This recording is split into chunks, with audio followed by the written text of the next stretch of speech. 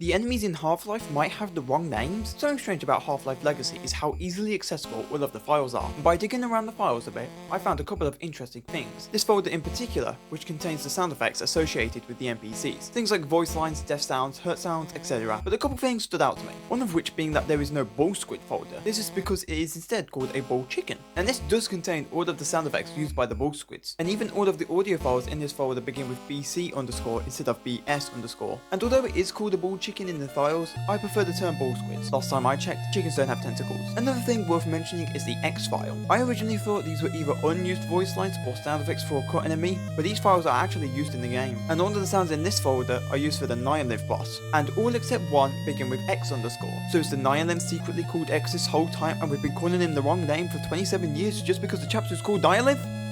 No, there is already a Nihiliv folder, and these voice lines are for when you're teleporting around Zen and Nihiliv is talking to you. So why are the audio files called X? Wouldn't it make more sense to call it Nihiliv boss instead? Now I don't know anything about coding, gold source coding, or game development, so there is a chance that this makes complete sense behind the scenes. I just thought this was interesting to talk about. And take all of this with a grain of salt since this has come from digging in the files of Half-Life Legacy instead of regular Half-Life. But it's interesting that